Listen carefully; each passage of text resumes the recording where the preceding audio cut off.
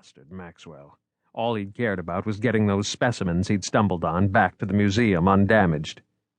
Whittlesey laughed silently to himself. Ancient eggs. As if they were anything more than worthless seed pods. Maxwell should have been a paleobiologist instead of a physical anthropologist. How ironic they'd packed up and left a mere 1,000 yards from his own discovery. In any case, Maxwell was gone now, and the others with him. Only Carlos and Crocker, and 2 guides, had stayed. Now there was just Carlos. Whittlesey returned to the note. Use my notebook and the artifacts as you see fit to help restore my good standing with the museum. But above all else, take care of this figurine. I am convinced that its worth to anthropology is incalculable. We discovered it yesterday by accident. It seems to be the centerpiece of the Mbuan cult. However, there is no other trace of habitation nearby. This strikes me as odd. Whittlesey paused. He hadn't described the discovery of the figurine in his field notes. Even now his mind resisted the memory. Crocker had wandered off the trail for a better look at a jacamar. Otherwise they'd never have found the hidden path slanting down steeply between moss-slick walls. Then that crude hut, half buried among ancient trees, in the wet vale where daylight barely penetrated. The 2 Botocudo guides, normally chattering non-stop to each other in Tupian, shut up immediately. When questioned by Carlos, one of them just muttered something about a guardian of the hut and a curse on anybody who violated its secrets. Then, for the first time, Whittlesey had heard them speak the word Kothoga. Kothoga. The Shadow People. Whittlesey was skeptical. He'd heard talk of curses before, usually right before a request for higher wages. But when he emerged from the hut, the guides were gone. Then that old woman, blundering out of the forest.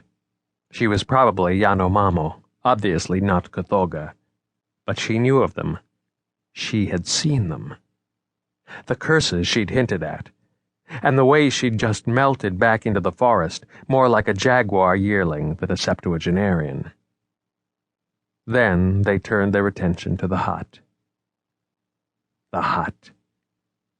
Gingerly, Whittlesey allowed himself to remember.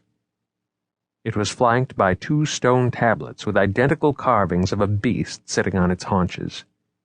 Its claw held something weathered and indistinguishable.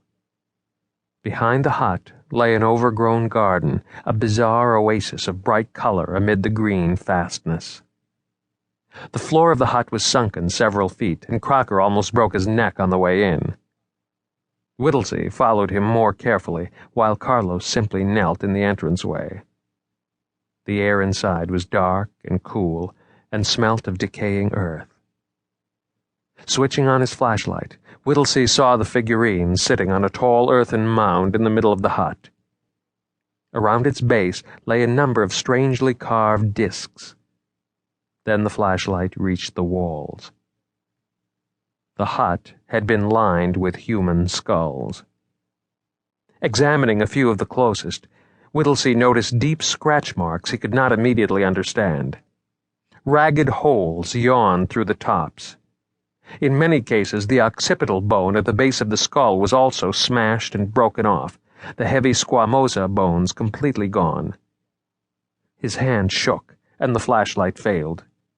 Before he switched it on again, he saw dim light filtering through the thousands of eye sockets, dust motes swimming sluggishly in the heavy air. Afterward, Crocker decided he needed a short walk, to be alone for a while, he'd told Whittlesey. But he hadn't come back. The vegetation here is very unusual. The cycads and ferns look almost primordial. Too bad there isn't time for more careful study. We've used a particularly resilient variety as packing material for the crates. Feel free to let Jorgensen take a look if he's interested. I fully expect to be with you at the Explorers Club a month from now, celebrating our success with a brace of dry martinis and a good macanudo. Until then, I know I can entrust this material and my reputation to you. Your colleague,